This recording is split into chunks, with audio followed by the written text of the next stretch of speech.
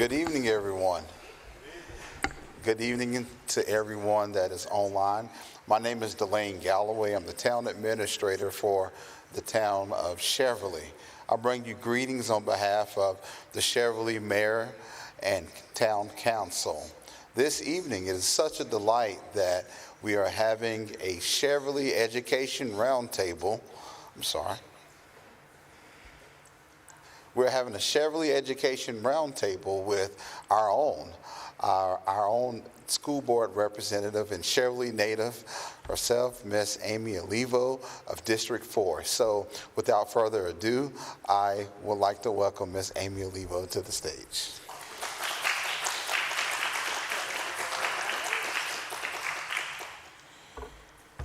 Good evening, everyone.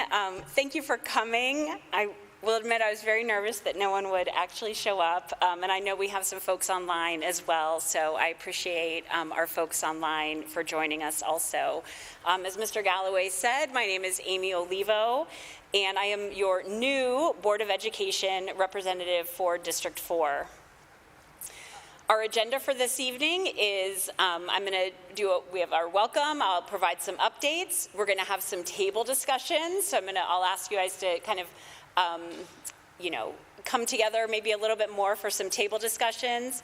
And that will just be for the in-person participants, not our virtual participants. And then we'll have time for question and answer. A little bit about me. I was appointed to fill this seat by then Acting County Executive Tara Jackson at the end of April. So you may know or recall that our former school board representative was Shayla Adams Stafford, and she had won her re-election last November.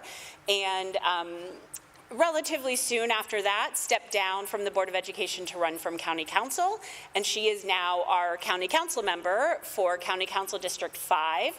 And so state law does not have a provision for special elections for Board of Education, which is probably good because we had just been through a real slew of special elections, and was really pleased. I applied for the position and was really grateful to Acting County Executive Tara Jackson, who appointed me. I'm not quite a Cheverly native, but I've been here almost half my life, living in Cheverly with my spouse, Abel. I have been a PGCPS advocate for over 17 years. I'm really proud that I was a prior Gladys Noon-Spellman PTA president and have been involved with all of my kids' schools over these many years.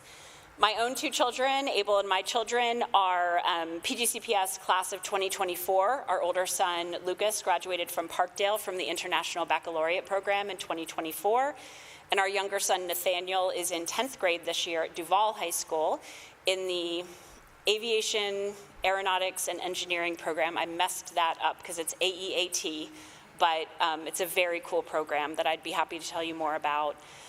I also had served previously for 11 years on the Board of Trustees of Prince George's Community College, which has actually given me a really great groundwork because I think that college preparation is key for our school students. And today in my day job, because school board is not a full-time role, I'm a nonprofit executive. This is our Board of Education district. District 4 is in the pink.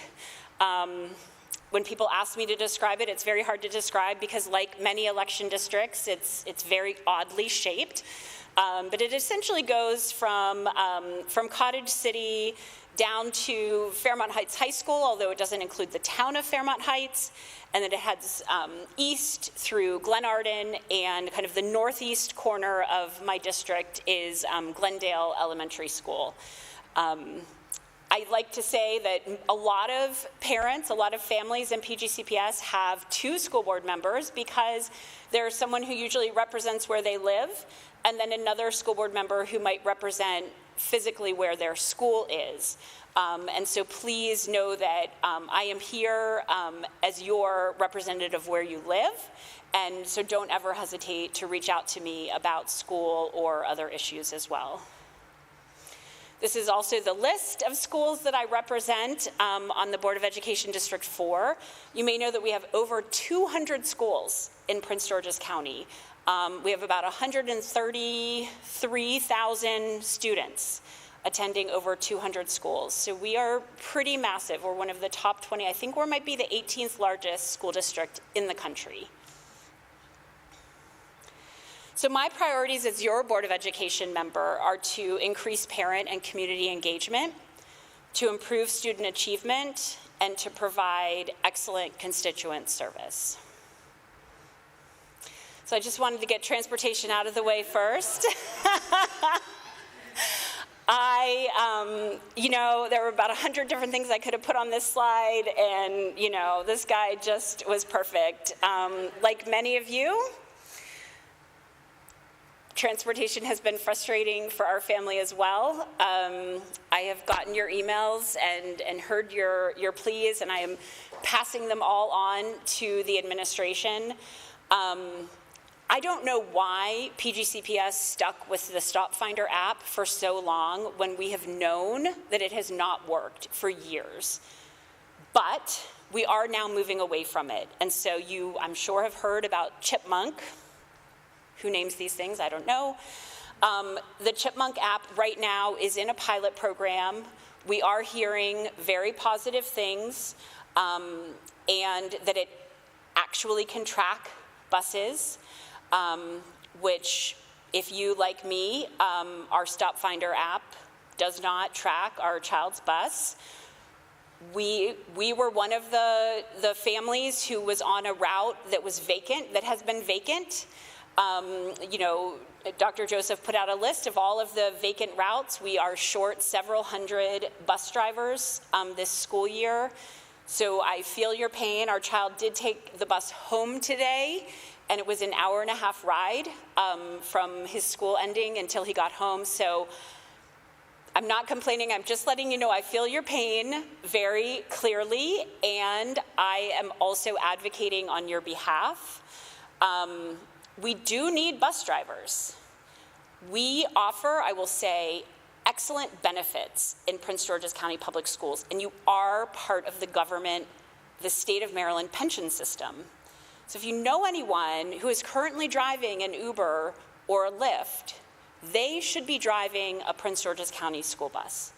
We pay for training. We pay for you to get your CDL license. We have a pretty decent hourly rate. I believe that it starts at $22 an hour and goes up to $48 an hour. And we have really excellent healthcare benefits. I have had the opportunity to join the healthcare as a Board of Education member. It's the best I've ever had. So please, if you know anybody who is looking for a job, maybe an entrepreneur who needs some benefits, someone who was recently laid off from the federal government who's looking to start a consulting firm but needs those health care benefits, I really strongly encourage you to urge them to become a bus driver, because we can get all the apps in the world, we can look at all the routes for what makes sense, but until we have enough bus drivers, we're all going to continue to suffer that pain. So you perhaps have heard that we have a relatively new interim superintendent. That was an exciting, I think, my second meeting as a Board of Education member, learning that Mr. House was leaving us. And our new county executive, Aisha Braveboy, appointed Dr. Sean Joseph as our interim superintendent. Prince George's County is the only school system in the state of Maryland, and perhaps I would argue one of the few, I'm guessing, in the country that does not have the power to appoint our own superintendent. So while we certainly evaluate him and require him to work with us, he is not beholden to us as a Board of Education, which is something that I think needs to be changed. But I have been very impressed with Dr. Joseph. I've really enjoyed working with him. I'm cautiously, incredibly optimistic about his leadership. I wanted to point out that he put together a 100-day entry plan of priorities. These are, if you will, his big rocks of areas. So strategic alignment, talent, academics, the blueprint for Maryland's future, community engagement, and operations. Underneath each of these tabs on the website is a very detailed plan with lots of additional information if you are curious about that. I've also been really impressed with Dr. Joseph's real commitment to transparency. He says a lot. You'll hear him say, if you've heard him out and about, you can't manage a secret. And we know that there are things that need to be fixed in Prince George's County Public Schools, and I think for a long time those have kind of been tucked under the rug. We don't want to talk about it. But he is actually bringing these things to the forefront and saying we have to talk about them if we're going to solve them. So one example of that is that he created these dashboards. So you may, at your school, or you may have heard, kids say something like, I don't have a math teacher, right? I didn't have a math teacher for a whole quarter or a whole semester. I just had a long-term sub. What he has done is put this information online, so you can go look and see exactly what positions are vacant. Now, I'm not going to say, custodial and that sort of thing aren't on here, but as far as teacher, classroom-facing students, you can see, does my school have a vacancy, for example, in third grade or in sixth grade math, or whatever it is. And also then, if you are interested in possibly teaching at one of these schools, you know which schools you might want to specifically apply for. I have been very grateful for this information and his willingness to, put it out there. Some good news. We just recently got the results back from last year's MCAP, which is our state test that everyone in the state of Maryland takes, our standardized test. We have some good news in Prince George's County. You can see the schools that improved in 2025 versus 2024 in math. We had 136 schools improve. That's out of around our 200 schools. In reading, we had 122 schools improve their scores. We outpaced the state in math gains. We increased 3.9 percentage points in math versus 2 percentage points online, and we were so close to the Maryland average in English language arts improvements as well.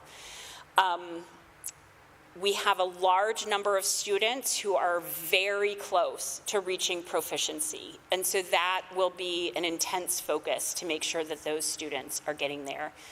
If you love data and are really interested in this sort of thing, tomorrow evening at the Board of Education work session is completely focused on a really deep dive into this MCAP data. So if you're interested in that, you can join that virtually or watch it later on YouTube to get, again, a really deep dive into data if that is something that interests you. Another win that we had recently is that we certified the 3-year contract with PGCEA, which is our Prince George's County Educators Association. That's all of our teachers. We're very excited about this. I'm very excited. One thing in particular, that our teacher minimum salary, so a first-year brand new teacher coming into PGCPS, will now make $60,000. The Blueprint for Maryland's Future put a goal of all local education agencies, which is all of our county agencies, reaching that goal by next year. And I'm thrilled to say that by next year, we'll be above 60,000. And so we are outpacing what the state is requiring. And this puts us on a really strong track for being able to attract teachers.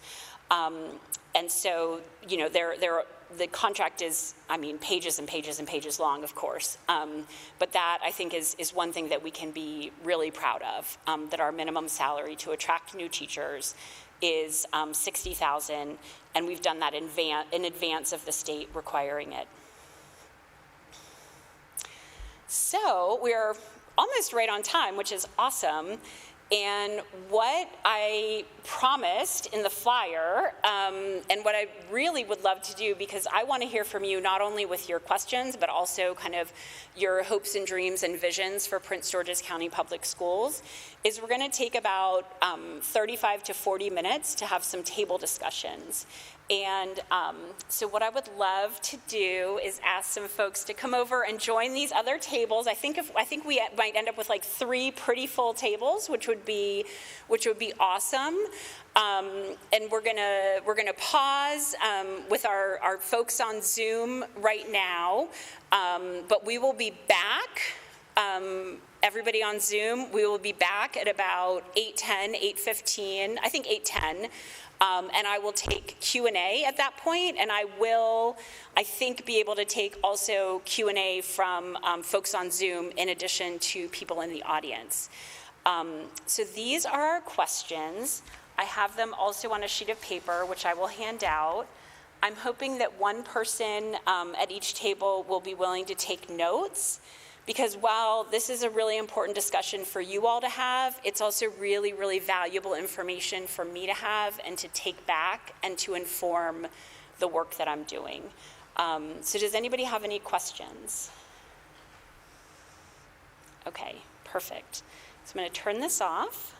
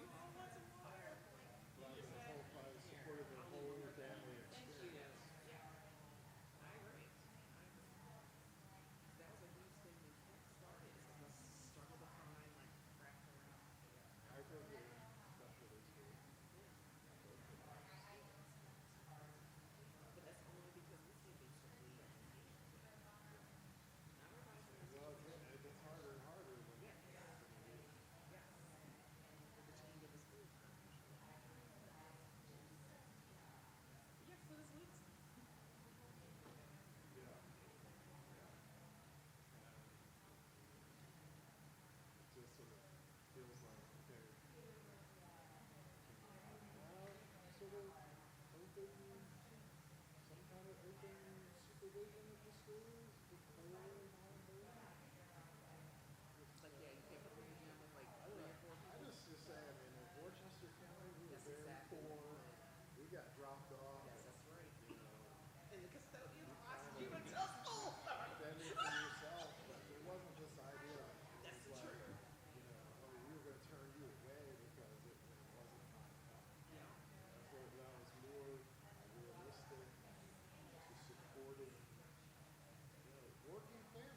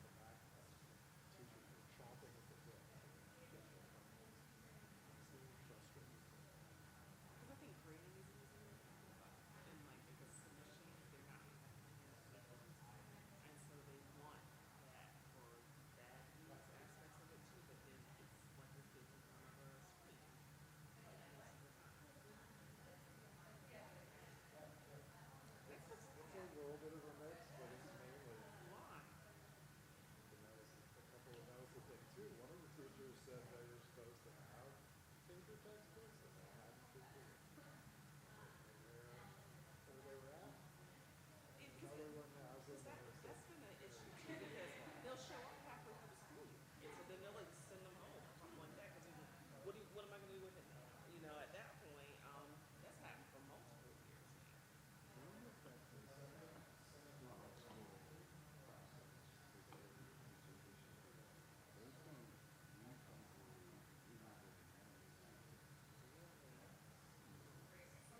Really?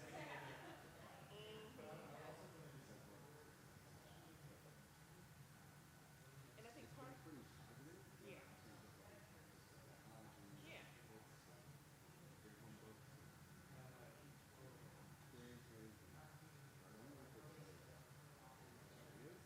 it might be administrative, but I think also too. I mean, how is it the language issue too? Is that basically they're supposed to be immersed, and so they're supposed to be getting some of that stuff, or primarily some of that stuff in French, and it doesn't show up. Yeah.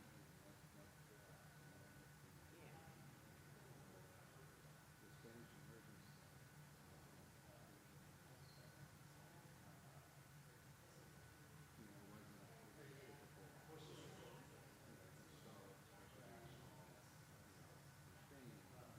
Mhm. Mhm.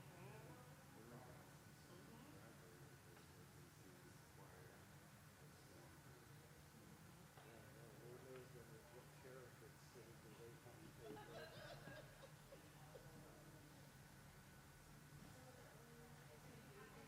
Yeah.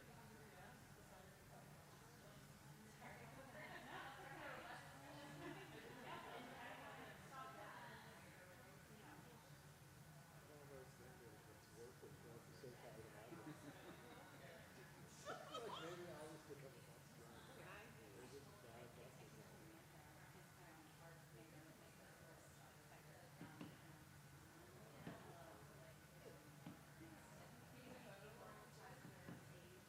Yeah.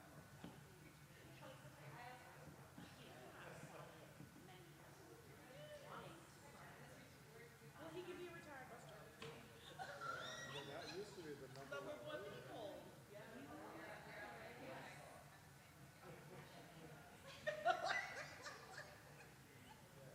Well, now he's got it here and he's already booked up.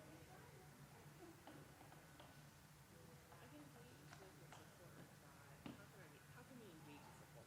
I mean, we've been, we've tried to at least attend PTO meetings and to provide input, but I don't know, it does feel like sometimes it's very difficult Yes. when students have to do the hard stuff. Yes. This started at 7, this started at 11, Yeah. so we're gonna start at 6, and here's your, not even wrapping up Yes. And wrapping you're up not the even home. Yeah, I mean, you're not even home from, yeah, work. But I mean, they've already finished their work day about 3:30 to send the kids home. So they're like, and they want to get home. So they're But kind of yeah, to your point, it was tough. It was like, we just got home. We literally got off the bus. I don't know, just drove drove them back up to school. right up the park. So dumb. Yeah. But it had been legit come Go. home. Yeah. We're I don't know, some of that is like liability. If there's not the opportunity. I mean, because I know there are teachers that just girls just stay there. Like, obviously the non-club or whatever.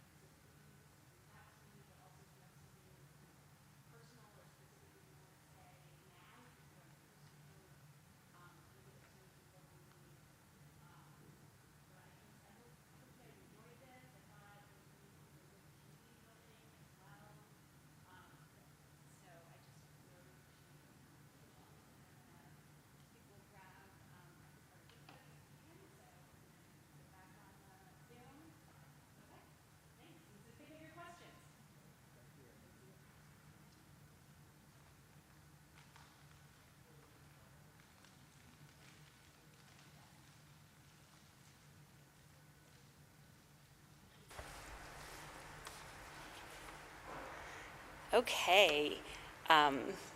Thank you, everyone. We just had a really wonderful, robust roundtable discussions here. And I'm sure that town staff are involved. What I'm not sure is about how I will be able to take questions from the Zoom participants. So if somebody could help me with that in the next minute or a couple minutes, that would be great. But I'm sure we have some questions from our in-person participants that we'll go to first. And so please come on up to the mic if you're here in person and you have a question. And then I'll figure out how to see any Zoom questions that we may have.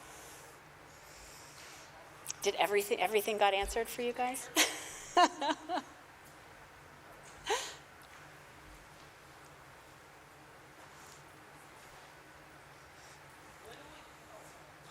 Sorry.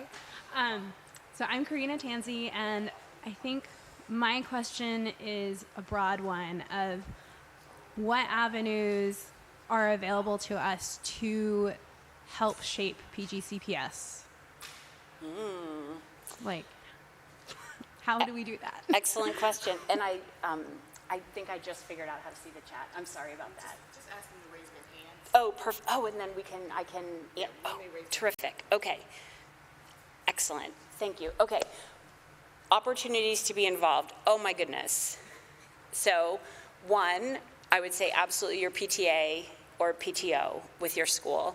I think that, immediate at your school engagement is crucial. But then second, I would say at the district level. So I will share Dr. Joseph, our new interim superintendent, has been doing he committed to really being out in the community. So he is doing an in-person listening session in every school board district. So mine was back in August, and we probably had about 15 people there. But I represent about 100,000 people total. We have our Board of Education meetings, our business meetings once a month, our work sessions another time during the month. We have public comment available at board meetings. You can come in person and speak for up to 3 minutes. You can submit video testimony, which is awesome, and you can submit written testimony. And while we do get some robust testimony, it's generally 10 or 15 people who provide testimony. And so again, we're a county of 1 million people.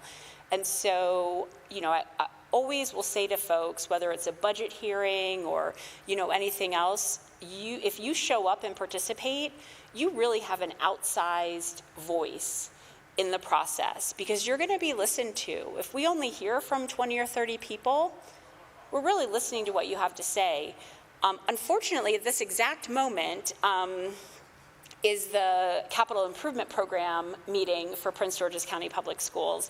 So I absolutely would have encouraged all of you to attend that and make your voices heard, but you can also listen to that as well.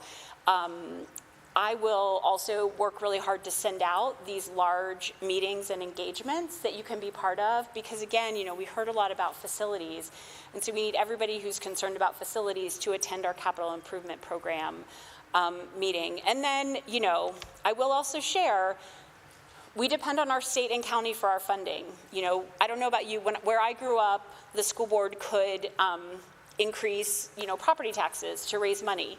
We don't have that ability here, which maybe is a good thing, but we rely on our county and state for all of the money that we have, and we have so many more needs than are funded. And so that letting our state delegates and our county representatives know how important school funding is to you would also be really helpful.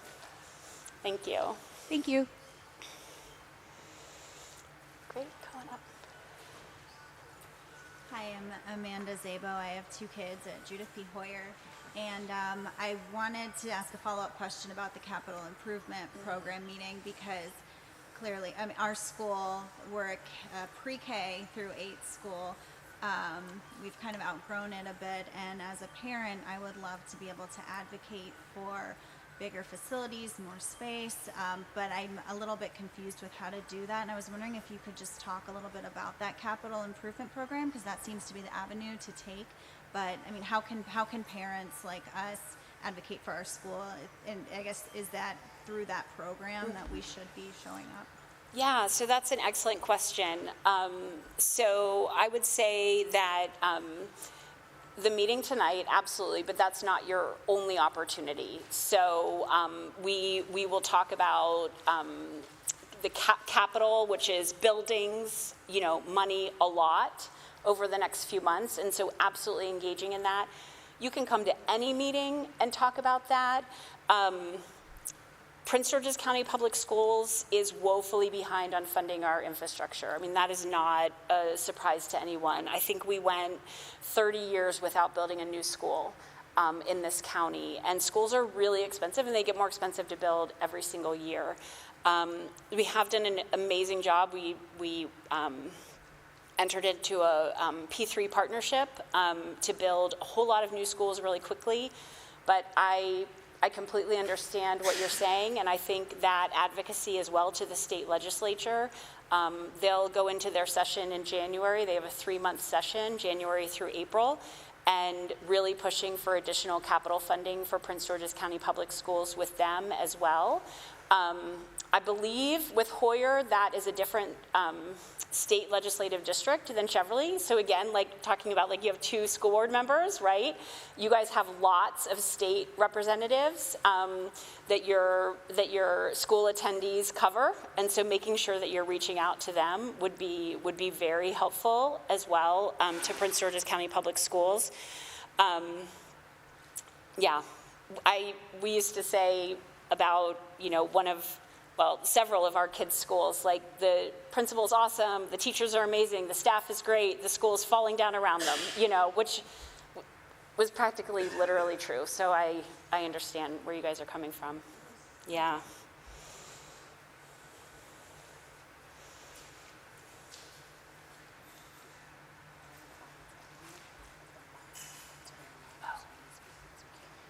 Yes, thank you. Okay, I think we'll have this question, if you could just get a little bit closer to the mic so that people online can hear you, and then we have a question that I'll go to online, so you're coming up next. Please, go ahead. Thank you. My question's related to Karina's question about getting more involved. A lot of the things that our table talked about strike me as related to, like, the wellness of students, and I seem to remember there's a local wellness policy on the books, right, that gets updated, I think, every few years. And I'm curious if there's opportunities for parents to get involved in that council, and if so, what that looks like. That is an excellent question. So I will share, I am thrilled to be the vice chair of the Board of Education's Policy and Governance Committee. And so we do review policies on a regular basis. I am going to have to look that one up because I'm not familiar with it, but we have monthly meetings, and we have, like, our regular board meetings, we have public comment available at every meeting. Mm-hmm. We go through a process of looking at our policies, and then they go out to the public for public comment. And so that is also an excellent time. So in the policy development or reformulation, and then also once they are, if you will, approved by the board to be released to the public for public comment, are all opportunities to get involved. And I think, some of us in the room also really know how important these policies are, right? Because that is where the rubber hits the road for our staff. And if you have, someone from the transportation department giving you X answer, and you're able to say, okay, but according to policy Y, you shouldn't be doing this, right? That honestly is how you end up getting movement. So I appreciate that you have raised that, and I will look into wellness policies. So thank you. Great, thank you. Okay, let's go online. I have Samantha's iPad for a question, and you can go ahead and I think you can start speaking. Hi, yeah, so I am a first-time parent, and we started recently, doing research because our child's going to be able to go to kindergarten soon, and the test scores for, the standardized math and reading for, is it, Nanny Noon, what's our homeschool in Cheverly? Gladys Noon Spellman? Spellman. They seem really, really low. Like 4% for math and 34% for reading. Is that like, what's going on there? Yeah, so that is an excellent question. I did talk about that just a little bit in the start of my presentation. We have seen some good increases in our MCAP, which is the type of test that you're talking about. We've seen some increases in our MCAP scores for this year, which were just released. And I would invite you to join the Board of Education work session tomorrow evening at 6 o'clock. You can join via Zoom. We are going to do a deep dive. The whole meeting tomorrow night is focused on our MCAP data and doing a really deep dive into it. So I would love for you to join that meeting. If you can't join in person, it will be recorded and on our YouTube channel as well. So you can listen to that and hear the deep dive. I haven't gotten that deep dive yet. I'm going to get it tomorrow. So I'm hoping to get some more answers just like what you're asking. Okay, so would I just go to the Board of Education website? And I'm sorry, I've been down a rabbit hole and I cried in all the things because I'm just a little concerned.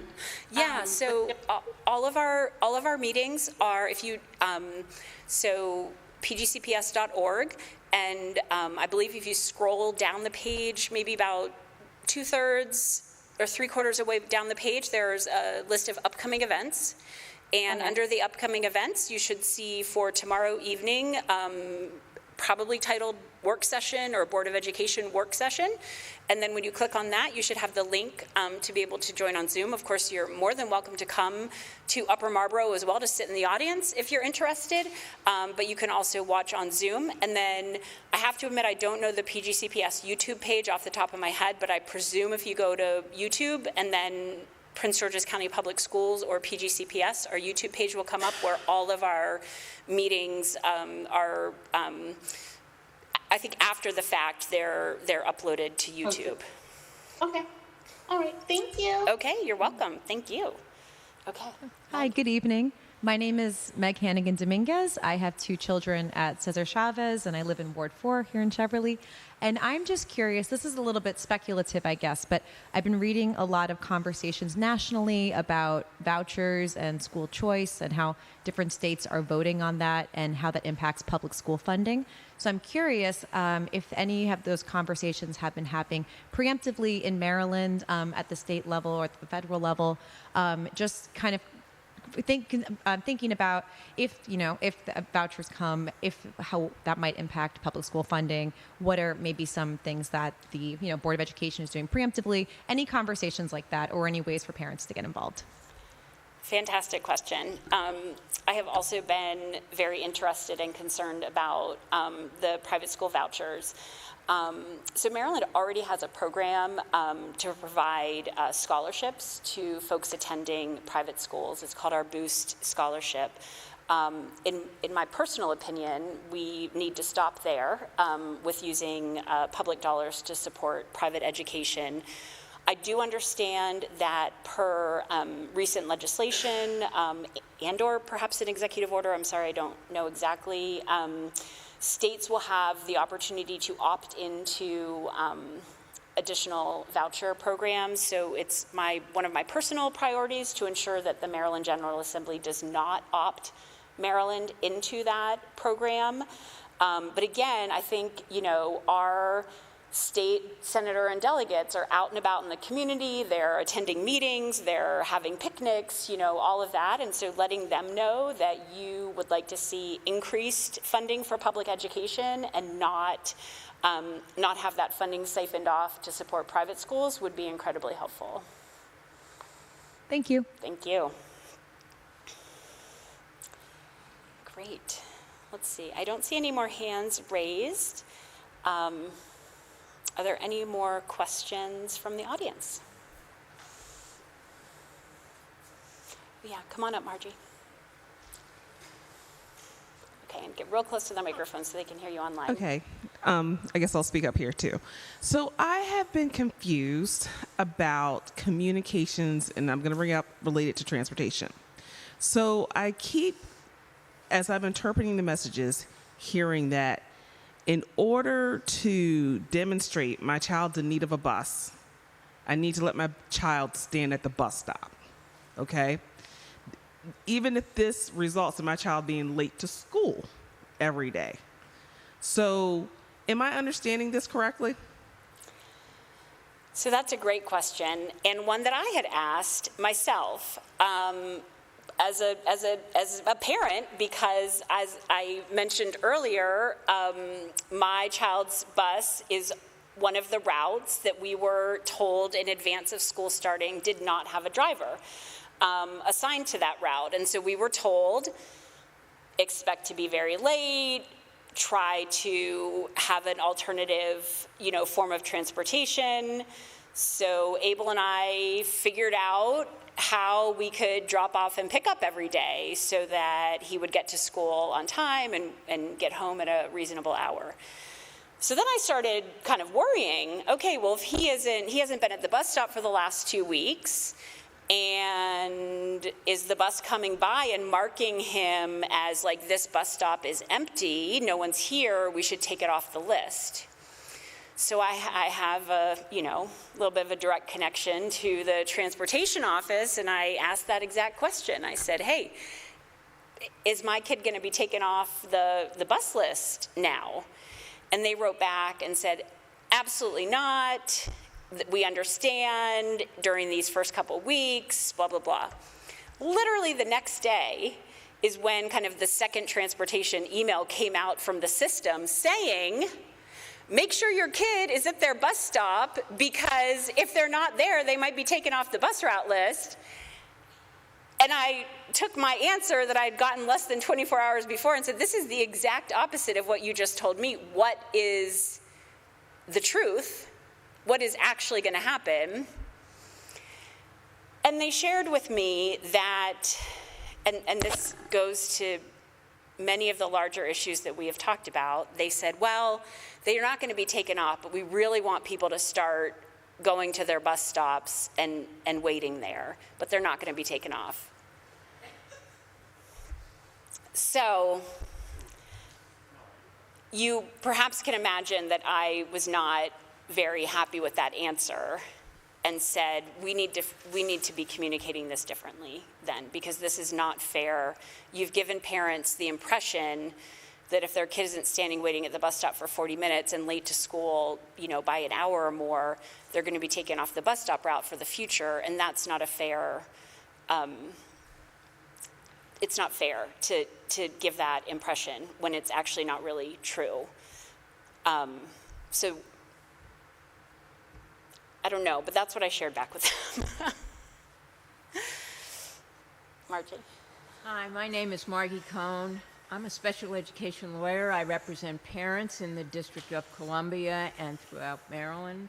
And I've done this for 30 years. I'd like to know what the highest priorities are for what Prince George's County Public Schools is going to, has set as priorities for the thousands of children who qualify for special education services in PG County and have individual education plans. What are the priorities for improving specialized education in the county for the 2025-26 school year? Thank you, Margie. I think that is, all of these questions have just been fantastic. So I will say that, and I'm gonna get this wording wrong because I keep messing it up, but we are essentially under a corrective order, if you will, from the state of Maryland right now regarding special education. So as concerning as that is, for me it's actually good news, because we are being required to look much more closely at special education and to do much more work than we have been doing. And so I can't give you that answer right now, but I can tell you that it is absolutely a priority of mine. I'm one of the board liaisons to the Disability Issues Advisory Group as well. And as some of you may imagine, you know, many of those parents have really kind of been through hell and back in their effort to get a high quality, free, constitutionally, by the Constitution of the state of Maryland, required public education. And so I want to let you know that it is also something that I'm paying a lot of attention to, and I appreciate you raising it.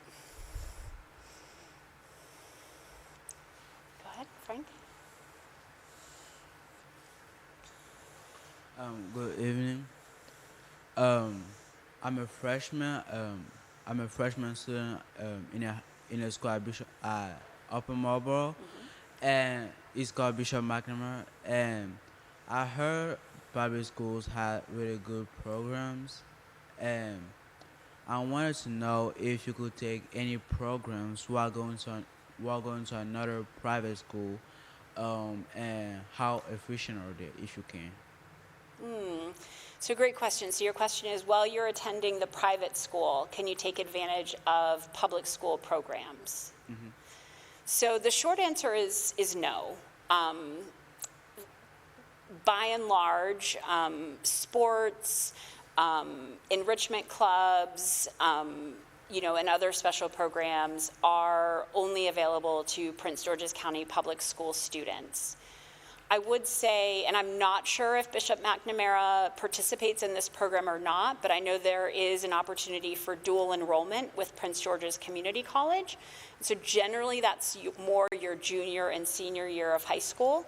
You could have the potential to take a dual enrollment course where you're getting college credit while you're in high school. I know that program is absolutely offered to our public school students, and I believe that some private schools can take advantage of that as well. Thank you. Thank you. And thank you for being here. Hi there. My name is Laurie Pickard. I have 2 students at Dora Kennedy French Immersion School. I'm going to come back to the transportation question. Thank you for your question. I want to follow up on it. So if we don't need to be having our kids wait at the bus for the bus that comes late or doesn't come, what is the best way to continue to advocate for the kids that want to be on the bus but can't take the bus because they will arrive late to school every day? Yeah, so emailing me, as much as I hate to say that. You have my email here. This is my Board of Education cell phone as well, so please reach out to me. I will escalate that concern. And I know this is a pain. I have used the system and it's a pain, but putting the complaint, thank you, the Transportation Resolution Center, which is online. Again, I know it's not a user-friendly system, but continuing to put, and maybe even like your carpool group, like you take turns, like I'm going to complain about Monday and you're going to complain about Tuesday, right? So you're not all having to enter it every day, but we do need that's how official complaints get logged, right? So if I, as a Board of Education member, say, how many complaints did you get about Dora Kennedy? We need you all to be putting them in so they can say, oh my gosh, we've gotten 10,000, we've gotten 300 complaints about the Dora Kennedy bus. We better do something about that, right? So unfortunately, I do need you all to be squeaky wheels.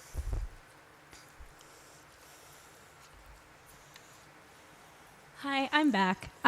So Karina Tansey, and this is a follow-up on the transportation overall concerns, and that is, and you touched on it in this last question, but what are the accountability pathways for the transportation department? Like, who is telling them that they have to do their job?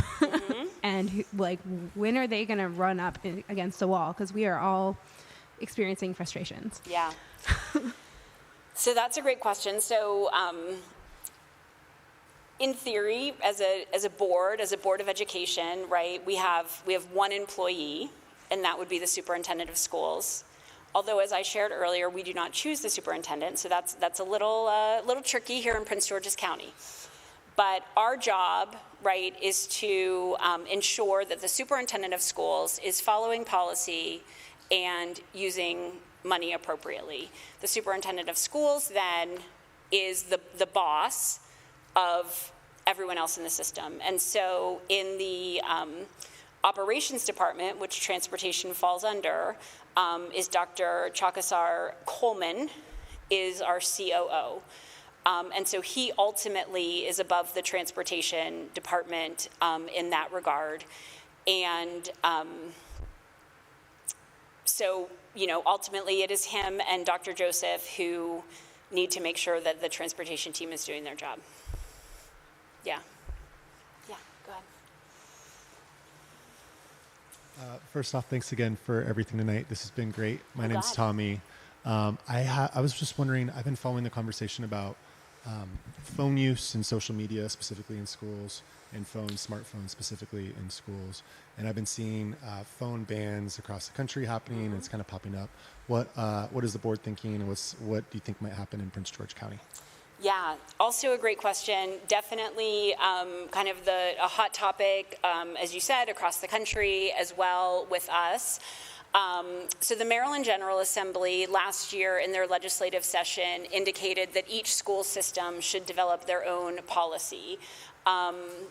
What I have found is that my understanding, and again, I apologize, I don't have every answer for you. I'm fairly new, so I'm still learning a lot. But we have not, as a Board of Education, I believe, created a cell phone use policy. However, many of our schools have done that. And my personal experience with my children is that the phones need to be put away during the day. There's a range of whether those go into a, one of those like magnetic pockets. And if they're in a magnetic pocket, they can, physically like stay on the child, like in their backpack, but in the magnetic pocket. My child's school is that the phones must be turned off and be out of sight. So he is able to keep it in his book bag at all times. But if it's not be able to, if a teacher sees it, he'll get in trouble. So right now, it is just a wide range of rules, and I do think that is going to be really important for the board to address, because it's also not fair for each principal and each teacher to potentially have a different rule, right? I'm sure, as parents, right, if you and your co-parent are saying different things, right, the kid's going to take the easiest path of resistance, right? And so if different teachers have different rules or different principals have different rules, that isn't really ideal overall. So I do think this is going to be something important for the board to address. I do want to just mention we have our mayor, Michael Watson, has joined us. Also a PGCPS parent as well. Yeah, go ahead if you have another question, please. And we'll just, no, I don't, do you want to, yeah. I just have one more question. Yeah. This has to do with food. Yeah. So, there's all the studies coming out with ultra-processed food is terrible for us. My son brought home breakfast the other day. It was a breakfast bag. It had 3 items in it. One was fruit punch. One was like the sugariest cereal you could possibly have. And then there was cookies in there as well. So counting it up is 25 grams of sugar. Wow. And currently I looked it up. I think the National Academy of Pediatrics or something suggests no more than 25 grams of sugar per day per kids, which is probably not even a great standard. It's probably a little high. So what is the board doing to address that? I know there's some nutritional standards that are coming into play in the next couple of years, but is there any way we can kind of speed that up and get our kids better food? Also a great question. So I was actually we have 9 single-member districts for our Board of Education, and then we have a student board member. So they're either usually a junior or senior in high school who are elected by their peers to serve on the Board of Education. They have almost full voting rights.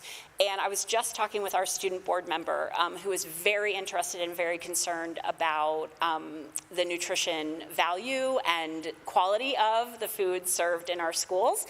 And so I encouraged her. She was talking about, really kind of getting a task force, and she was like, we need to bring parents in to taste this food, and they'll see what's wrong, and she has all these great ideas. So I am like behind her 100%, and I let her know that to help her do whatever she needs to do to really raise up this issue. I'll also share, I was just speaking with our county council member, Shayla Adams Stafford, who is really interested in pushing a state bill to ban red dye, is it 40? Red dye, just in general, red dye from any products sold or given away in public schools. I understand that would need to be a state issue, so she's bringing that draft bill to our state senators and delegates. So that would be another great way for us to get involved and support that statewide effort. So I hear you, and I agree, and I'm really hoping board member Ajakaye, who's our student member, who's awesome, I'm going to support her in any way to kind of, elevate this issue. So it is 8:31, so I'm going to close this. Again, oh, it's not there anymore. Sorry, I have my card in if you took any goodies. And please, my cell phone was on the screen earlier. I can give it to you. My email. Please reach out. Please stay in touch. And I just am so grateful to everybody for coming tonight and for the town for hosting it.